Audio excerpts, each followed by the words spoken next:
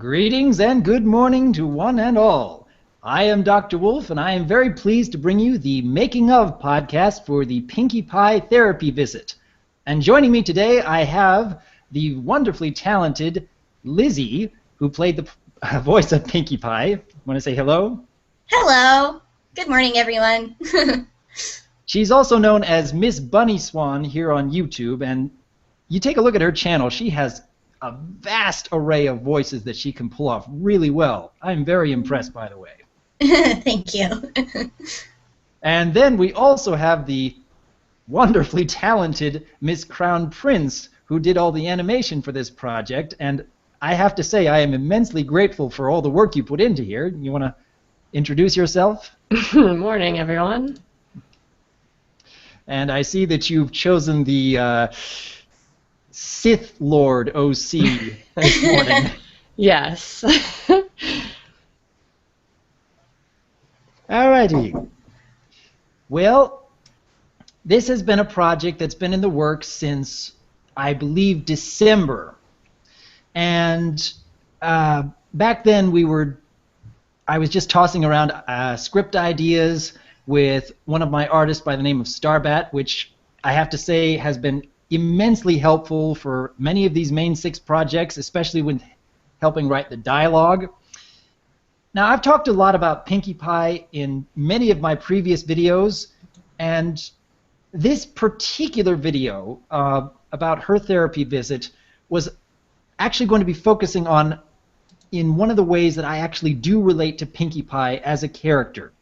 Because in many ways, how Dr. Wolf acts and how he feels and what he talks about is very much a representation of how I feel and how I act and what I enjoy talking about. And in the case where Dr. Wolf and Pinkie Pie are talking about how they have difficulty empathizing with others, especially in certain social situations, and not really understand that they might have done something wrong until someone else points it out after the fact. Now, this is something I've seen with Pinkie several times throughout the series. It was prevalent with Princess Luna during Luna Eclipsed, where she had no idea that she was making Luna feeling so out of sorts. This was present in A Friend Indeed, where she really had no idea that pulling out a megaphone and saying, this donkey is really bald, does anyone have a toupee, might send the wrong message. And that is a very interesting aspect to her character, something that she really has to struggle through many times throughout the series. And yeah, I thought it would make an excellent subject to talk about, because in many ways I do relate to how she feels in those situations. And I have had many of my own aspects of social awkwardness throughout the years, I have to tell you. I think we all have. Yes. But it was back in December that the script was originally written up, and it was also way back then when I first held auditions for playing her voice. Now, it was several months before that point when Missbunniswan, or Lizzie here, had messaged me asking about when I would do a Pinkie Pie session, because that is one of the voices that she does so very well. And even back during the summer of last year, I was listening to her demo reels, and I was very impressed way back then. I did want to hold an audition to give everyone an equal chance, but even before the audition, I was about 90% sure that I wanted to go with Lizzie here, because she's already so good at playing the part of Pinkie Pie and getting that energy and that intensity, and even the range of this highly positive and highly energetic pony, and even down in the depths of despair, very sad voice for Pinkie Pie. It works so well. Now, Lizzie, I'm very curious. How is it that you got into voice acting, and how long have you been working on it? Okay, well, it started in high school, really, because I was interested in just acting in general, in theater and stuff. I kind of was forced into auditioning for my school's musical, which was Les Mis, and that was my junior year of high school. And I loved performing. I enjoyed the play so much, even though I was just a beggar. But, you know, it was a lot of fun. And one day, I was kind of watching the Powerpuff Girls, and I was listening to one of the characters. I'm like, I think I could sound like that. And that character was Bubbles. So I went into my room that day and, like, just took my cell phone, and I just started recording as Bubbles. And then I would listen back to it, I'm like, hey, that's not half bad. And I looked up more about Tara Strong, Bubbles' voice actress, and I'm like, oh, wow, she does all these characters' voices? And that just kind of sparked the idea, like, hey, I could do this for a living, and I could do all these different voices. So it just kind of spiraled out of control from there, little 17-year-old me. Well, I'm very glad to see that you've found your calling in life, so to speak. Yeah. You are very, very good at what you do. You have such a wide range when it comes to your voice talents. Thank you. Yeah, I've been working on a few other impressions lately. Let's see. Well, there's Doc Warner from the Animaniacs. And, let's see, Minnie Mouse. Oh, Mickey, my hero. Ooh. I don't know, stuff like that.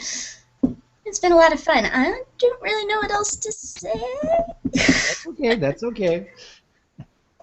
I am very grateful that you lent your talents to this project because, honestly, you gave so much more life to Pinkie Pie than I could have hoped for. And it turned out so well because of how you were able to get this high energy and this low point of despair and still make everything sound so spot on for the character.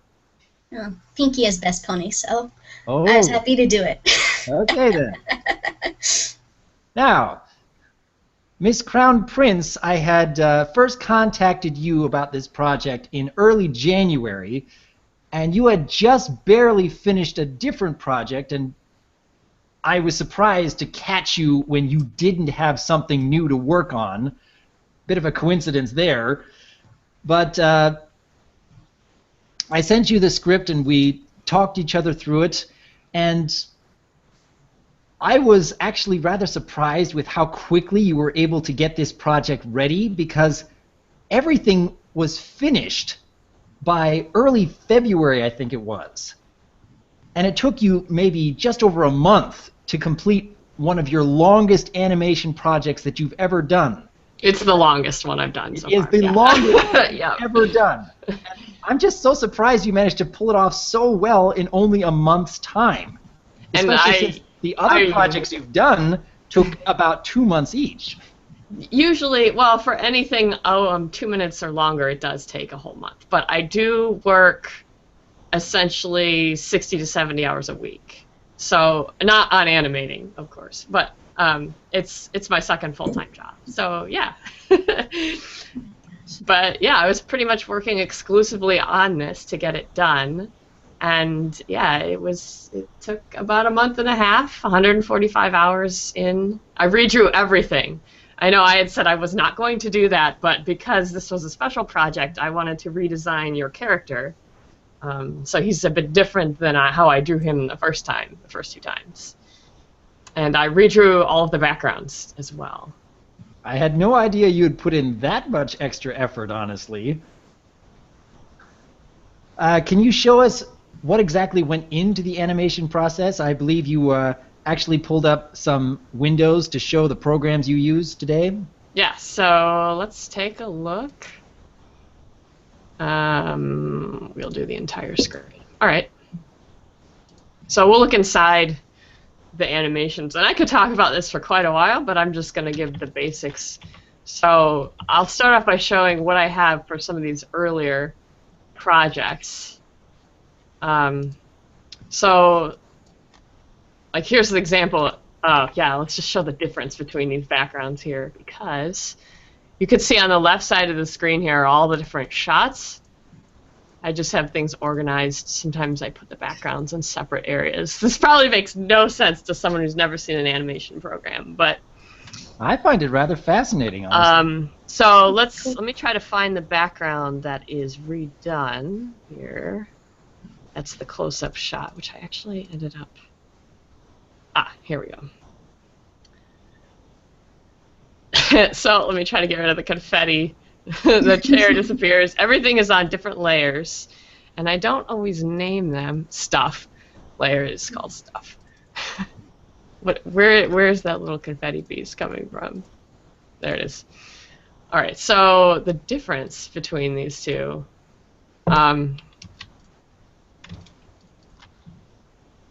Added more shading, changed the pictures. This is Mr. Tom Fox, who does a lot of the other artwork for past videos.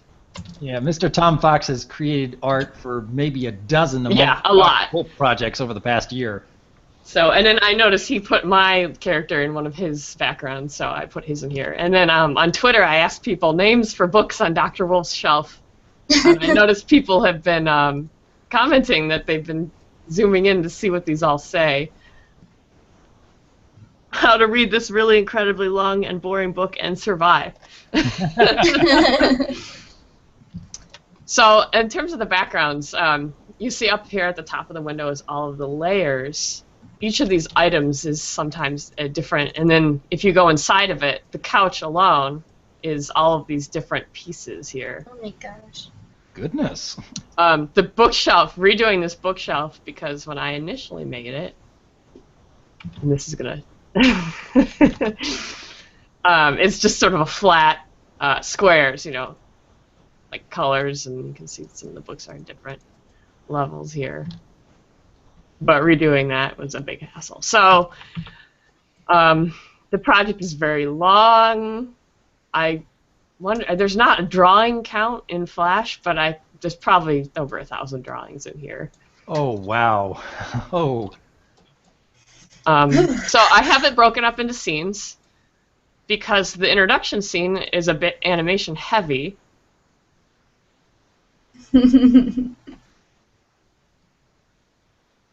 When I had originally written the script, I had the idea that Pinkie Pie would fire the party cannon into the room and then jump in front of Dr. Wolf. But you took it one step further by firing Pinkie Pie herself out of the cannon. Oh yes, of course. It didn't even occur to me that has she ever actually done that in the show?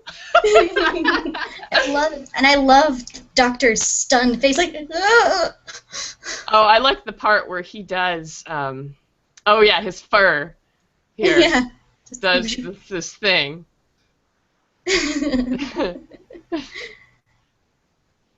The interesting thing about looking at this in the actual program, which is Flash CS6 is what I do this in, is you can see some of these in-between, it's called an in-between frame, which is the picture you draw between one pose to the next, are pretty entertaining. Let's just see, like, this is where he shakes his head. I'm going to zoom right in there. There's one where Pinkie picks him up. Let's see if I can find that. Oh, yeah. So these ones here, she's sort of moving from one position to the next. It doesn't even look like a horse. So I had a lot of fun with this. And when I heard it was the Pinkie Pie script, I thought, okay. There's going to be a lot more motion. Yeah. You can't have a Pinkie Pie session where she's sitting still. It just doesn't work for her character. She has to be bouncing around the room all the time. Well, duh!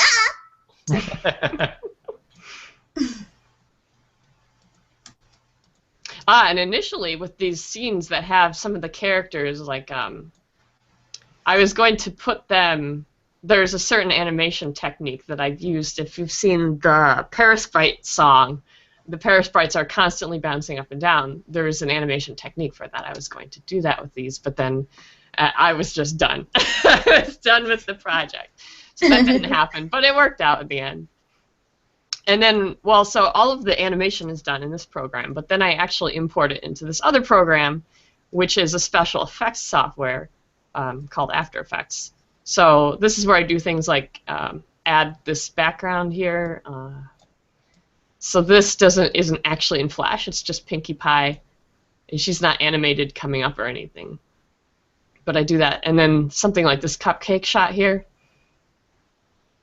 This cupcake is that same drawing. It's just on its own piece, and then I added this background and some sparkles and that sort of thing.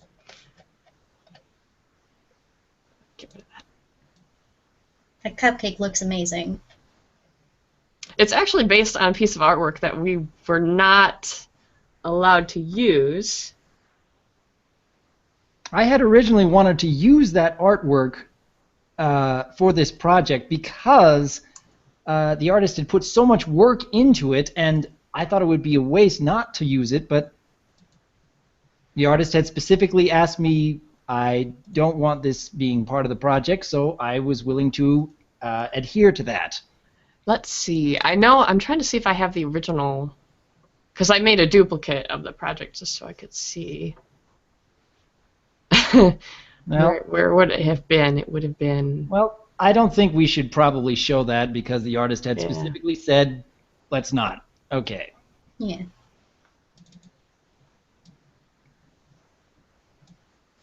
Where is my actual one? So there's a couple duplicates of these. The fireplace has its own, or the credits have their own little tab here. But that's pretty much it in terms of animation. I don't have...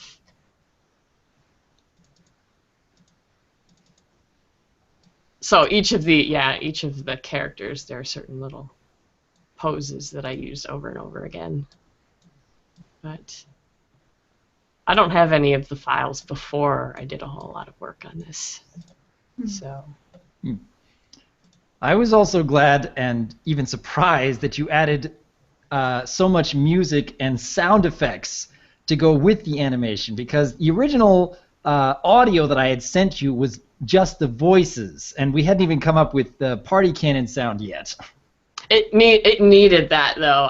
It would not have, if that party cannon firing into the room would not have had the same effect without the sounds. And then the music is just a sort of nice intro bit. And a very nice outro. The Yes. final image of Pinkie Pie and the rest of the main six in that picture turned out so wonderfully well. And I have to give you props for that. There were plenty of people in the comments who said, "Oh, that's so touching. Oh, I love that." Yeah, so that's actually, I do that in Photoshop. So 3 different programs to put this together.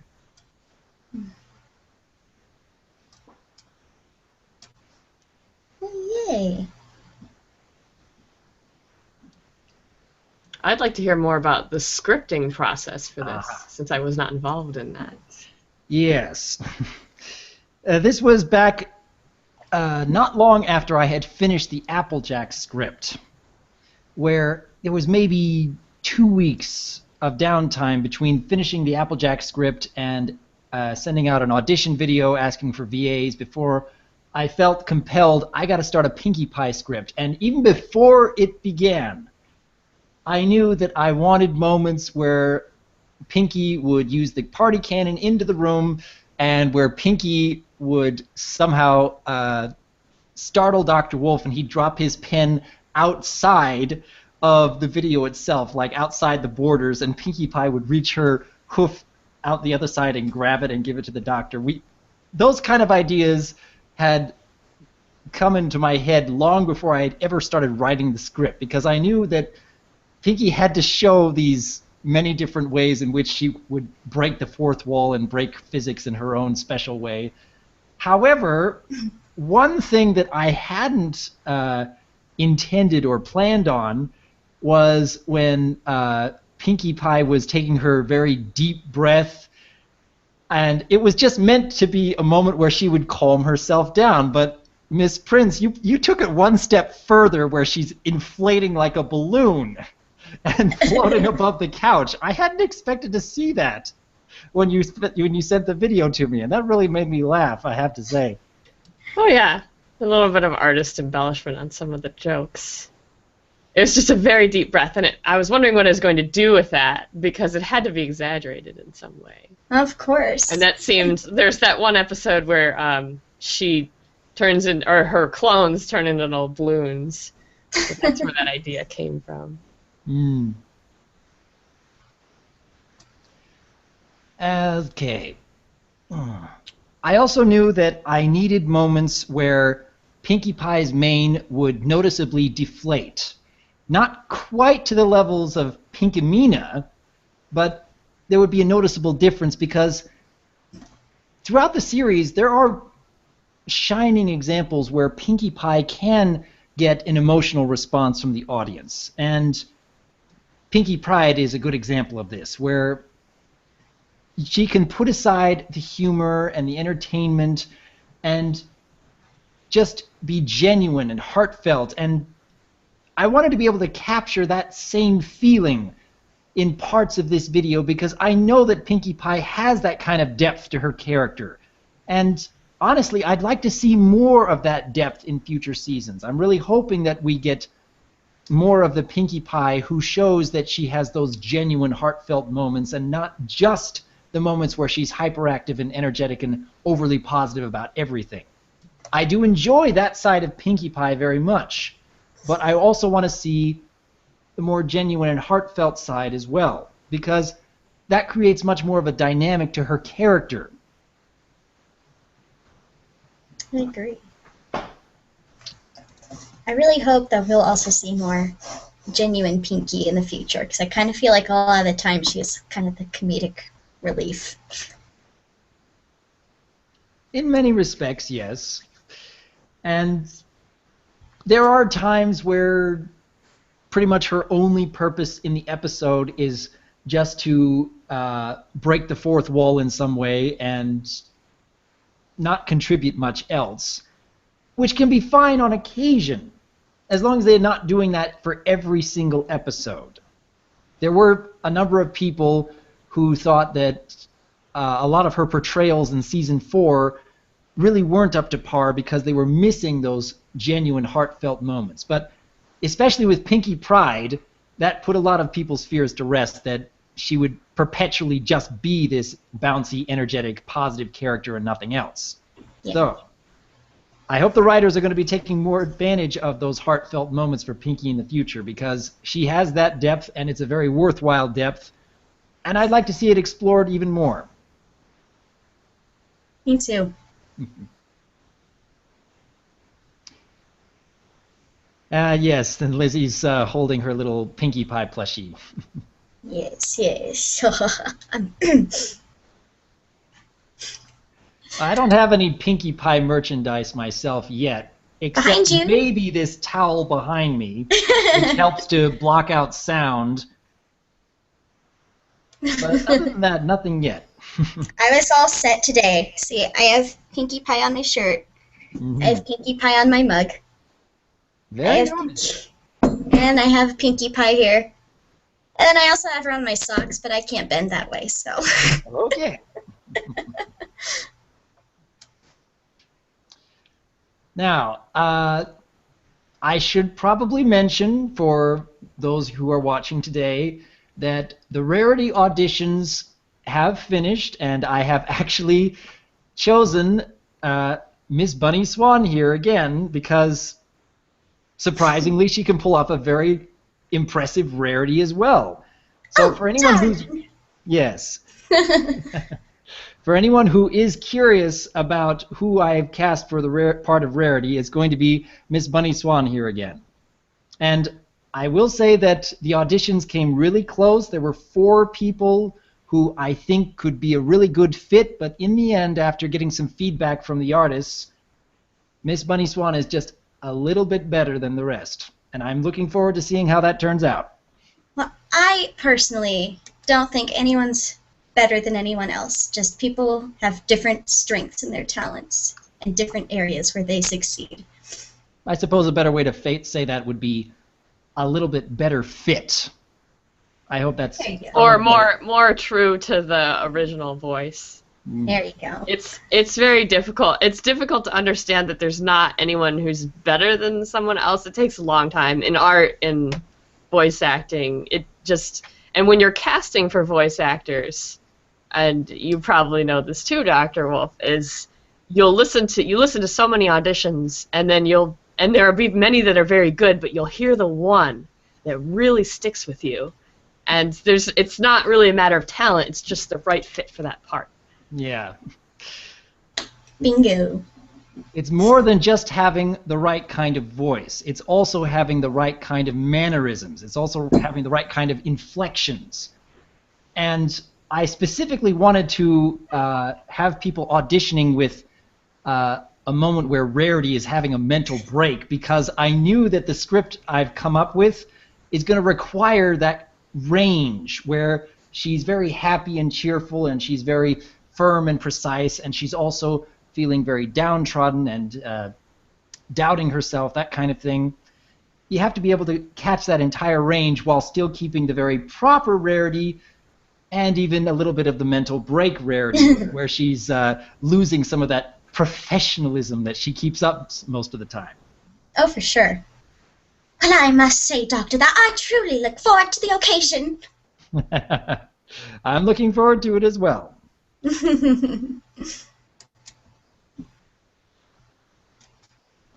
By the way, are either of you going to be attending any Brony conventions this year? Probably not, unfortunately. I don't really have a way to make it work out this year. Mm. And what about you, Miss Prince? I'll be going to BronyCon. That will be my only convention this year. I've been there for this will be my third year going. I will be attending BronyCon as well. This will actually be my second year going. I did want to meet you in person last year, Miss Prince, but I think it seems like we were both very busy. I know I was. We're both very busy. Yeah. I was actually hardly at the convention at any one time because at this point I know enough people that I spent a lot of it going out to eat, or we went to the movies. So, yeah, but this year I'll be on 2 panels, actually. Well, I'm assuming that the anthology panel will be approved, assuming they submitted it. And then also the animators panel. We're still waiting on approval for that, but it's been there since the founding of the convention, so I can't imagine there would be an issue. But who knows? Well, here's to hoping. I am actually part of a reviewers panel, which we're still waiting to get approval as well, but again, pretty sure things are going to be working out that way. Pretty sure. We'll see. When is BronyCon this year? That would be early August, I believed. Okay. That probably wouldn't work. I went to Babs last year. Oh, I did too. I did too. Yeah, I couldn't afford to go this year. Could not afford to go this year. I was in the Voice Equestria contest, if you saw that at all. No, I didn't. I was actually spent a great deal of time at the vendor hall. Well, I probably saw you at some point then. Just didn't know it was Probably.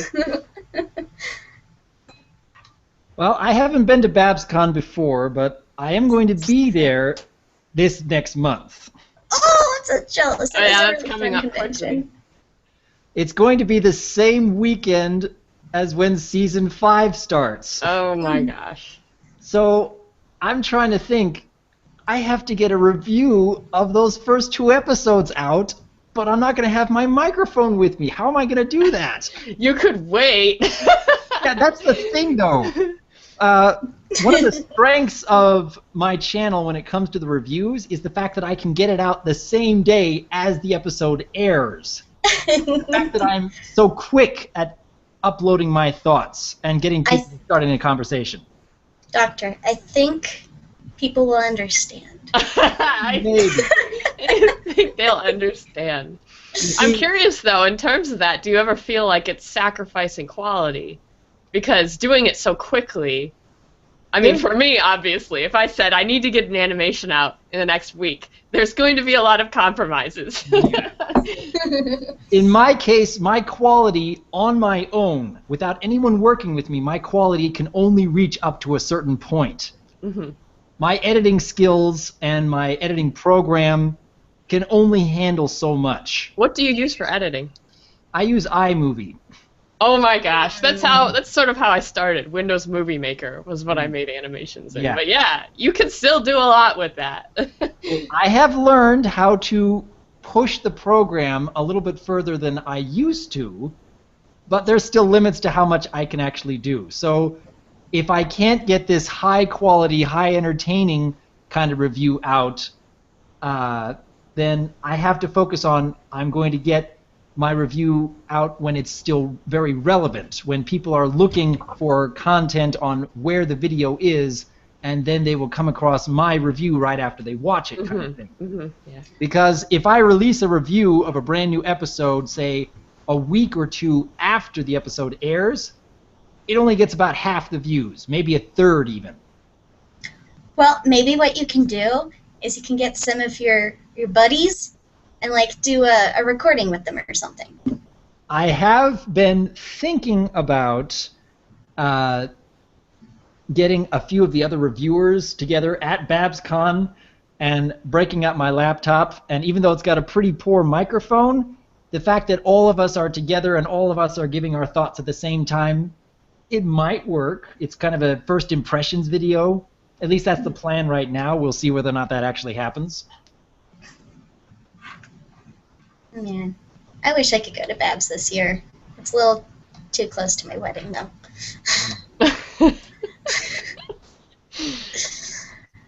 Oh, man. Well, I hope you guys have fun there, though. I mean, you're not going to Babs. I'm not. No, there was a, yeah, I was just like, no, don't. I had a friend who was going to sponsor me, and I said, no, you need to save that money so you can eat, man. I know Solrak was, like, saying something about that to me, too. I'm like, no, don't do that. So, oh, well. Well, do you suppose we should try taking some questions from the audience? It sounds like they want to ask questions. Yeah, they usually do. Every time I do one of these podcasts, people are hoping, they're wishing for the chance to ask what's been on their mind. So I know there's about a 30-second delay between when we actually say something and when the people will actually see it. So in just a little bit, I'm going to be looking through the comments and start to see what sort of questions there are. And perhaps you two can help me find some good ones. Okay. Well, I think there are still some that people asked earlier. Maybe we could scroll through and find some of them. Oh, the chat's going through the roof. Every time we do one of these podcasts, the chat's always going through the roof with several thousands of comments by the time it's all over. Actually, I believe the last moment with Dr. Wolf, main 6, will be Twilight Sparkle. Yes. Yes, that's prophetic prose is asking. Yeah. Someone asked, like, way at the beginning, Prince, what you thought of Rainbow Rocks. And they reiterated that. I don't know why you want to know my opinion on that. It was enjoyable, but I still would like to see a pony movie. I'm not a particular fan of high school stuff, and that's why the Clone High series I have, if you've seen that, is a very ironic high school like that's what I find enjoyable about that, is it just makes fun of all the high school sort of based. I mean, to me, Twilight Sparkle would be the equivalent of getting her PhD. So I was pretty disappointed when she was just in high school, right? Yeah. But that's just me. That's my opinion on that. It was enjoyable. That's all I have to say. The villains weren't my favorite. I find villains very important, and yeah.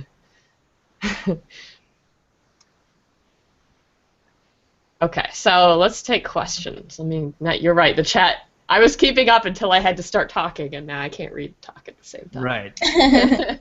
I got one question here saying, are you an actual doctor? I get this question a lot. I've had it hundreds of times since I started this channel. But I am not a real doctor. I keep telling people I am not a real doctor. I just happen to be a very good listener whom others enjoy listening to. That's just the way it's always been. This is how I act, and this is how I talk, and this is how I interact with other people. Can I answer one? No. Means. Did you just tell me no? I'm waking up now. I'm pretty saucy when I'm awake. So yeah, go ahead. Okay, Elizabeth, but you can call me Lizzie, actually. Can you do any other MLP voices? Well, I can do a pretty good Granny Smitty sing. I can also sound quite a bit like Apple Bloom. And of course there's Rarity. And trying to think if there are any... I mean, y'all have heard my Pinkie Pie. I mean, that's why we're all here. Duh! Who could I be missing? I don't know. I think that might be it. But Granny Smith is one of my personal favorites. All right, I'll take two that I have. I don't watch Doctor Who, so that should answer your question. And then, let's see, someone asked about, there's a little preview I have on all of my videos. It's not there right now, and a lot of people have been asking about this. It's, YouTube is getting rid of the feature that lets me do that, but there's a branding intro you can put on all of your videos. I believe if you're a YouTube partner, though. So that's how I do that. It's sort of through it's hidden in the control panel.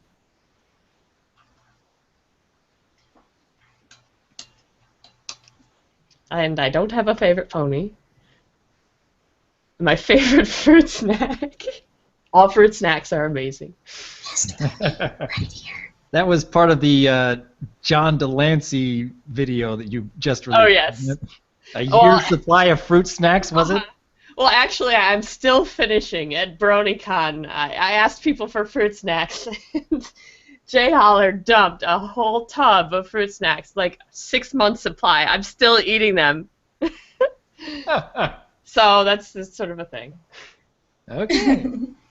Do we want to talk about season 5? I don't know for spoiler reasons. No, I want from People are asking you about your opinion on that. Because there may be people who are watching this podcast either now or after the fact who don't want to hear about season 5. I will say I'm looking forward to seeing season 5, especially with all the trailers that have come out. I'm very excited for it, but I'm not going to give away any details in respect for those who don't want to hear spoilers. I figured so. And I actually try to stop. Yeah, me too. I try to not watch them because I discovered during season 3 that if I did that, it ruined it for me. If I watched the little previews and stuff, it just wasn't the same. I'm having a hard time with that with Gravity Falls right now because each new episode they have a little trailer before the episode comes out, and I just watched the last one. I'm so mad I did.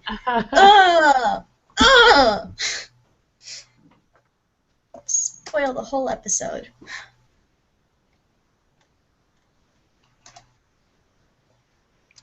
Let's see, what else is there?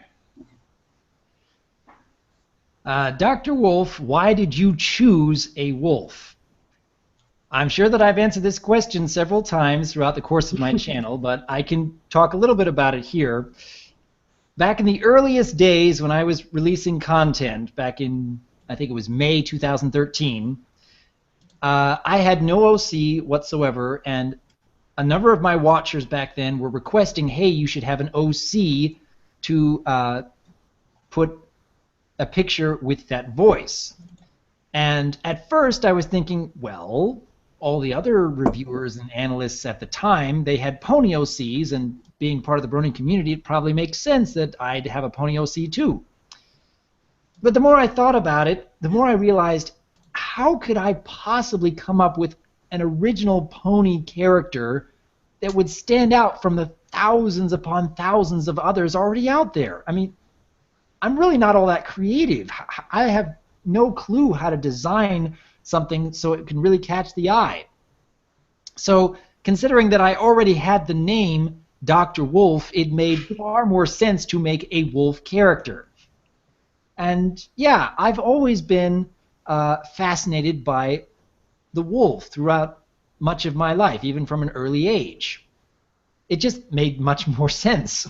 And now that I have a wolf character surrounded by all these different ponies, it's extremely easy for Dr. Wolf to stand out from the rest of the crowd. And that's what I wanted. I wanted to have a unique OC in some way.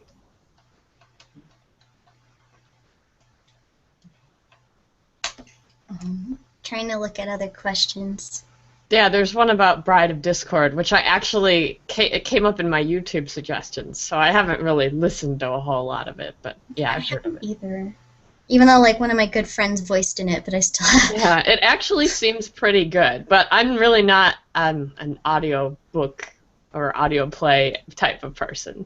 I'm an artist, so. Yeah. I've actually listened to the majority of the episodes, not the whole thing, but the majority of them, and I have to say the voice actors pull in a really convincing performance. The story is similar to some things I've seen before, but I think it's worth a listen if you have the time. And when I'm working at the office, there are many times where I will just listen to music or listen to podcasts or listen to an audiobook while I'm going through numbers all day. And Bride of Discord has been pretty good overall. I haven't finished it, but I've listened to the majority of them. I should do that when I'm at work. I can't, because I'm a video editor, so I have to be listening to the same audio over and over. I just go. Yeah. Say. So I'm trying to think. Zolaris asks, one of my friends is asking what the most difficult shot was. Uh-oh, my program is not happy with me. Okay, hold still. All right, what the most difficult shot was in the project. So let me turn my screen on again. If I had to guess, it might be the party cannon shot. Guesses. That would be my guess of the most difficult shot, because it required so many slight movements that happen real quickly when it's in normal speed. I'm going to guess when she was dancing around. The little... Pinkie just goes party. I hope you like the show. Yeah. And I was going to do all the mouth movements for that, but then I realized that she's basically moving so much that even if I did the mouth movements, it wouldn't be that visible. Yeah. Yeah, I'm trying to think of what I had. You know, actually, this whole doing backgrounds is difficult. So, actually, the fireplace is doing that animating fire is not easy. But let's see. The party cannon was not as difficult as you would expect, because actually it's really that same drawing. It just zooms in. The timing was a bit tricky, yes. Let's just see what I have here.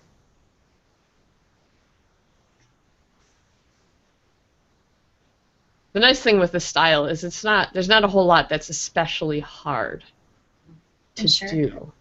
Because it's so simple, like not having to draw the cutie mark, which, oh my gosh, that is driving me nuts. How many people, like the video is destroyed for them by the fact that I didn't draw them on Twilight Rarity or Rainbow Dash either. So it's just part of the style, because I'm like so sorry if the video is completely ruined for you because I didn't draw the cutie marks. And actually, it's true, I had been meaning to do so. But at the end, I was so glad to be done and really happy with how it turned out that it just slipped my mind. And I might have done it. It would have been a few more hours to make them for all of the poses that I have.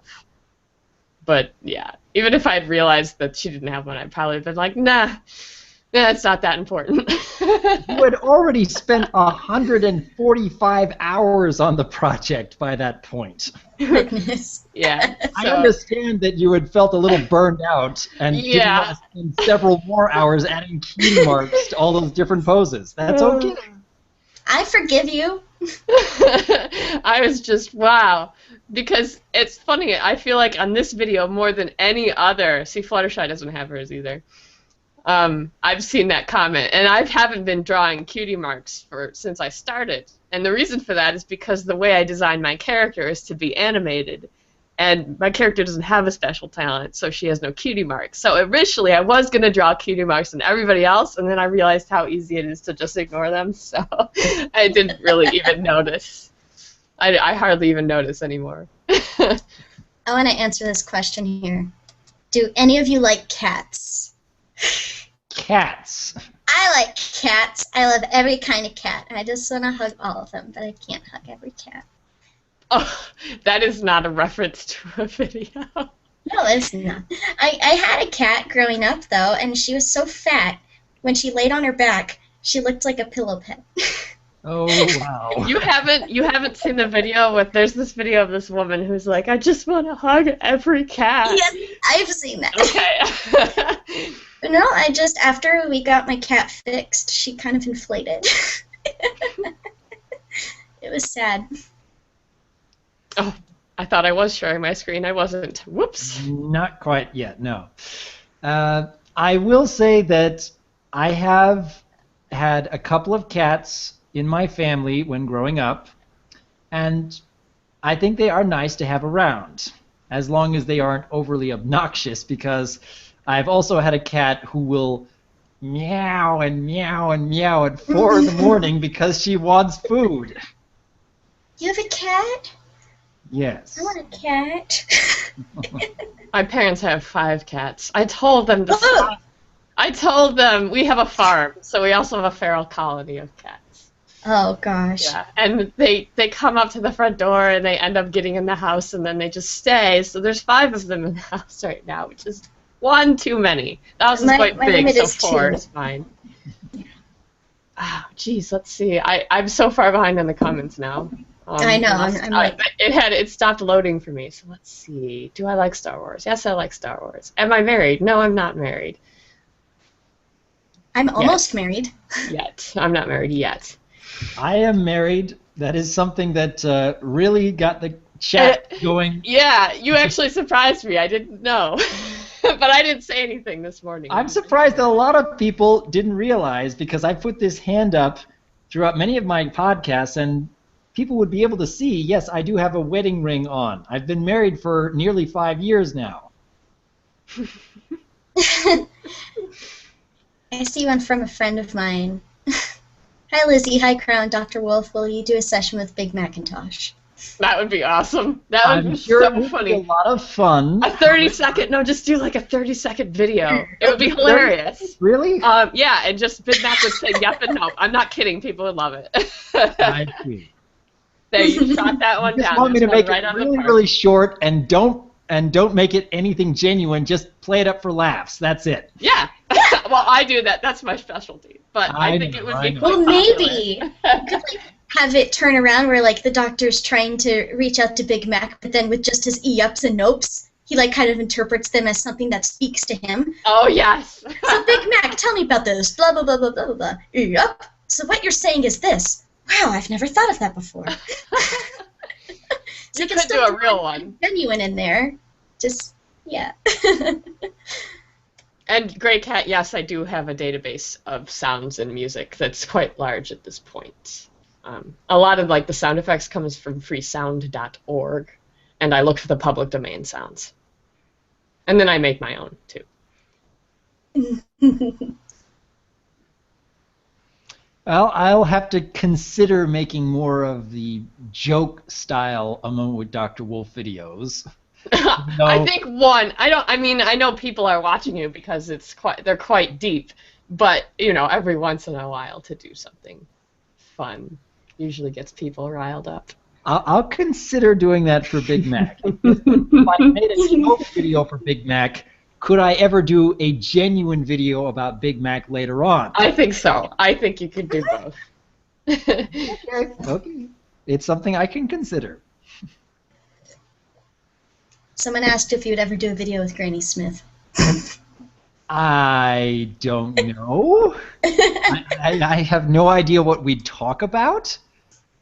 I mean, it's the first thing that comes to mind is something like Grandpa Simpson, where it's constantly talking about stories of back in the day that evolve into something completely nonsensical, and halfway through the conversation where he doesn't even remember what he was talking about, kind of thing. Well, I mean, you could go on about the lack of parents thing. I don't know about that. You see, if I was going to be focusing on the missing parents from the Apple family, I suppose that might be something I'd talk to Apple Bloom about, but not necessarily Granny Smith about, because Granny Smith would be at a point where she has accepted her family life, and she has been able to give her all for many, many years. In my mind, Apple Bloom has far more potential with that kind of conversation, because it would make sense that her parents had passed on at a very, very young age, where she wouldn't remember them at all. I could see more possibility with using Apple Bloom with that kind of idea. That could be interesting. Yeah. But again, I have to finish the main 6 sessions first. I have to get through the main 6. 3 down, 3 to go. Yeah, Rarity Project is underway. I don't have a script for Rainbow Dash yet, and Rainbow Dash would be after Rarity.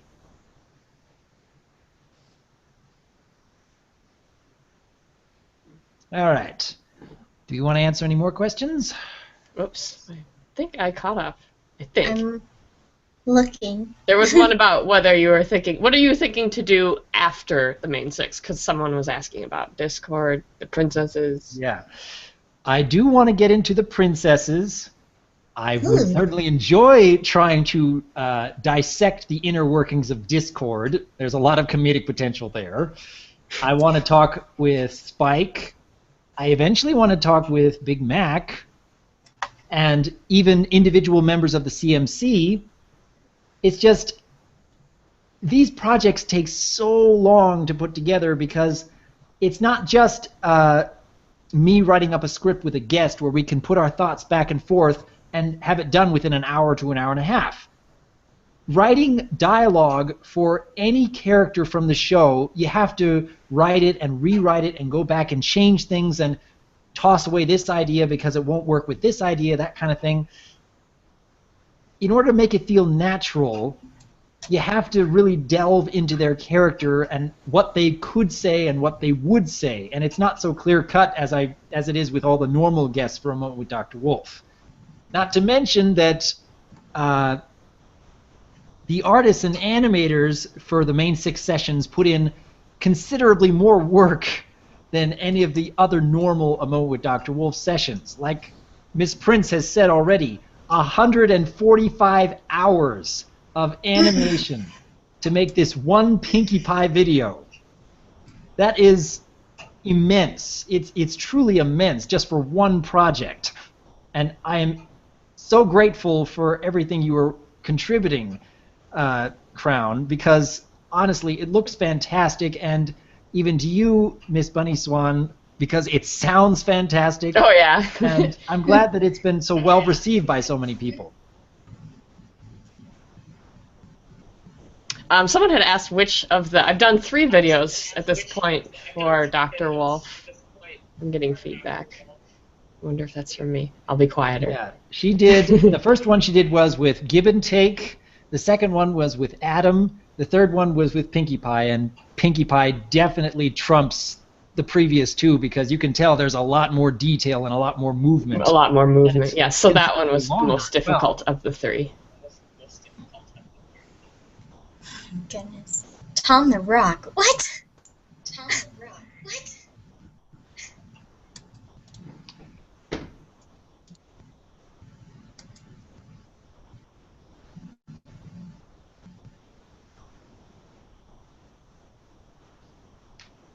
What else is there? No.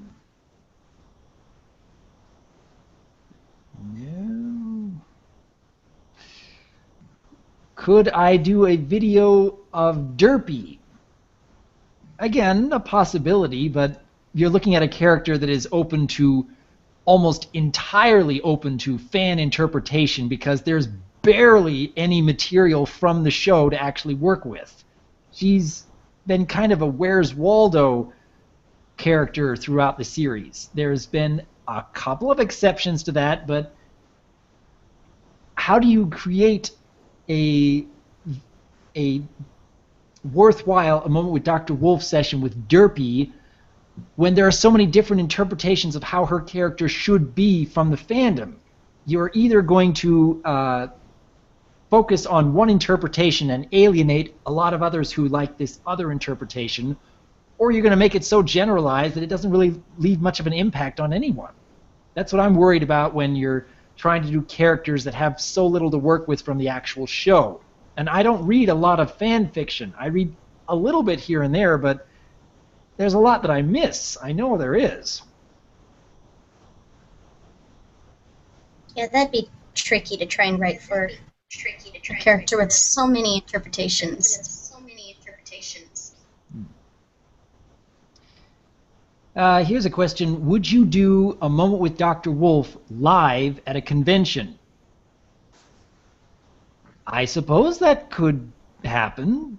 You just get someone to sit on a chair or a couch, and I sit on a chair or a couch nearby and just have a normal conversation, because most of the A Moment with Dr. Wolf sessions are basically where I will open up a Google Doc and I will start writing, tell me what's on your mind, and my guest will write whatever their thoughts are in that moment, and we will go back and forth for 45 minutes to an hour and a half.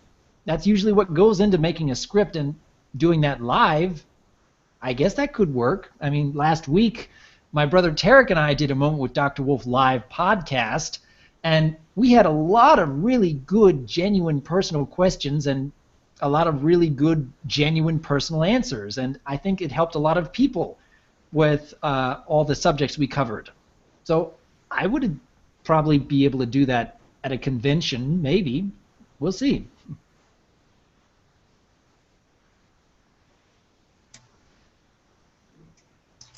I also want to ask if you would ever consider having like a video with Pinkie Pie and Maud together. That would be cute. Oh, yes. I think that does have a lot of possibilities, yeah. That'd be fun. The contrast between the two characters has a ton of potential. It really does.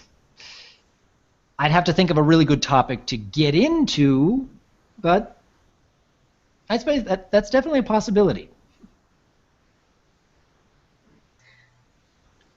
And yes, as far as the cutie marks thing, I saw another comment on that. It's to save time. When you think about, if you're an artist, you think about how the character is laid out. The cutie mark is an entirely separate drawing. It's very detailed for what it is. If it were like a purple circle, sure, that'd be easy to draw. But it's 3 individual balloons with all with tail strings, and they're all different colors. And you know, Rainbow Dash's cutie mark is a horror to draw over and over. So yeah, it's to save time. And as far as lip syncing, because I use something called Keyframe Caddy, it's not too bad. But if I were to lip sync the entire video, for example, that would probably take 20 hours to do, because you're thinking of each syllable and what mouth goes with it. I think the video was still immensely effective, even without all the extra lip syncing or even the cutie marks. I know there are some people who find that a little distracting, but for me, it worked wonderfully. I agree. All right. Do we want to take any more questions, or should we start winding this down? I'm not really seeing anything.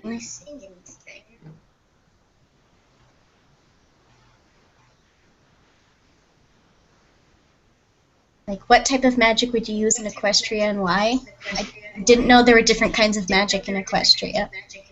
Oh, there's the magic of friendship, and there's apparently the magic of love between Cadence and Shining Armor. Love and justice!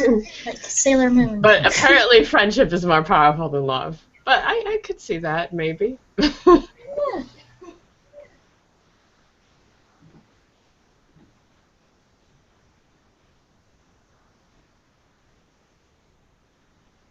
So much spam. Oh. Dr. Wolf, would you ever consider being a voice actor for something that is not MLP related?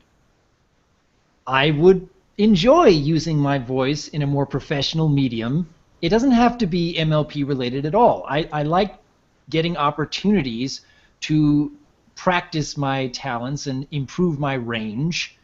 I do remember voicing a villain in a video game a long ways back. That was probably about 10 months ago. And that was a lot of fun. That had nothing to do with MLP, and I think it turned out rather nicely. What video game was that? Oh, I'm trying to remember the name. Arg.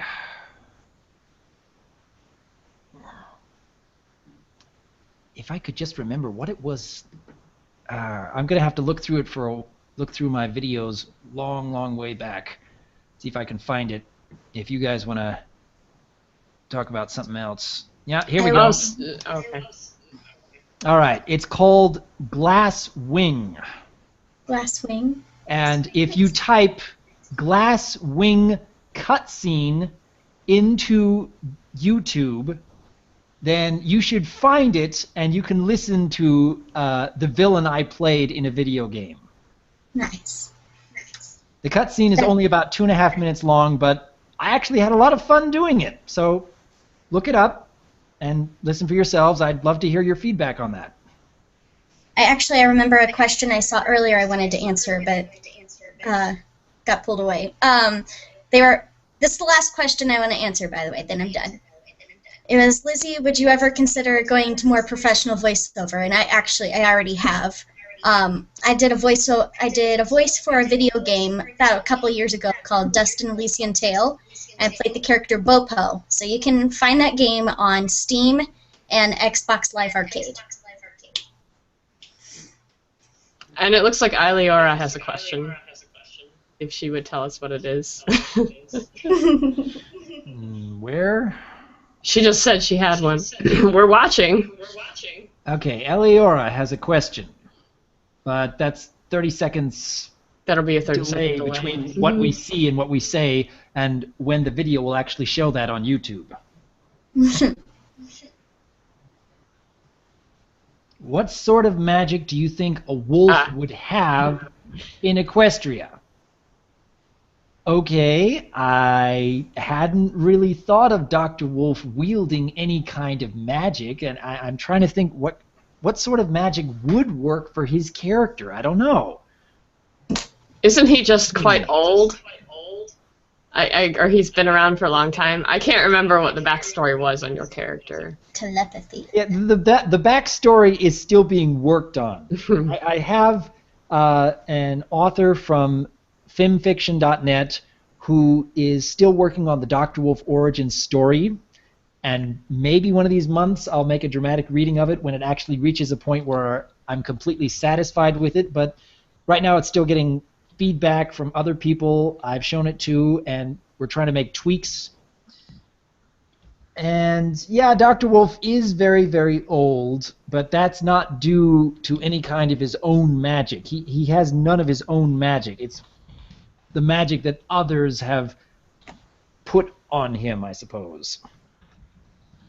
He'd be telepathic. I'd be telepathic. I'd be able to read minds, huh? Yes. Uh-huh. All right. Well, I think we've reached a good point where we can start winding things down, and honestly, I am immensely grateful for all of your contributions, not just for the Pinkie Pie project, but for some very good conversation during this podcast. Lizzie, also known as Missbunniswan, she is immensely versatile in all the voice work that she's done, and I am very appreciative that she was willing to lend her voice for the Pinkie Pie project because she has such a wonderful energy and even a positive spirit, as well as putting in a very down and despair Pinkie Pie voice. So thank you once again for all of your contributions. You're welcome. And to Miss Crowne Prince, who made the longest animation video she's ever done specifically for the Moment with Dr. Wolf series. And holy cow, I am immensely glad that you were willing to contribute so much of your time and talents, 145 hours in total. I am so impressed that you were willing to give so much, and it turned out so wonderfully. So thank you again to Miss Crowne Prince. And we should say thanks to your patrons for making that possible. Oh, yes. I have to say that it would not have happened without the support of our Patreon contributors, because in part, I could not have asked so much of Miss Crown Prince's time without making a contribution to her BronyCon fund. And I'm glad that she's able to come to BronyCon in part because of her work on this project. Yay! Party cannon. So, thank you once again to everybody who watches and supports the Dr. Wolf series.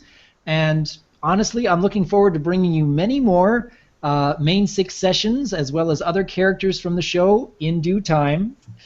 And as per usual, I am Dr. Wolf, and I look forward to hearing from you. Take care and have a lovely weekend.